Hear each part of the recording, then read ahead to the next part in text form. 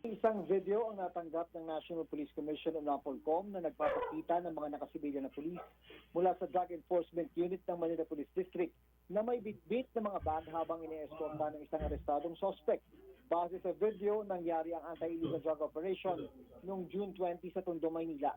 Inimbestigahan ito ng NAPOLCOM para malaman kung merong irregularidad sa operasyon, lalo na ngayong ang mga pulis sa video ay sinunong sangkot sa inirereklamong operasyon noong September 9. Isa sa mga naaresto noong September 9 ay ang delivery rider na si Nicole Owen Solieza. Napalaya siya ng piskalya matapos ipagputos ang further investigation sa kaso.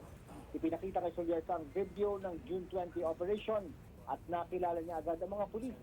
Sila rin daw yung mga pulis na nasa likod ng iligal na pag-aresto, pananakit at extortion sa kanya at isa pang kapwa delivery rider. Isa sa mga positibo niyang kinilala sa video ang hepe ng unit na merong ranggong major. Sa September 9 na operasyon, pinalabas daw ng mga pulis na sangkot sila sa droga at pinaniman ng ebidensya. At kung totoo talaga ito at may pattern, ang grupo ng mga pulis, hindi raw ito palalampasin ng NAPOLCOM para malinis ang hanay ng PNP. Sabi naman ng Manila Police District, may sarili na silang investigasyon sa June 20 operation at kung meron gusto magreklamo, ay bukas daw ang kanilang opisina.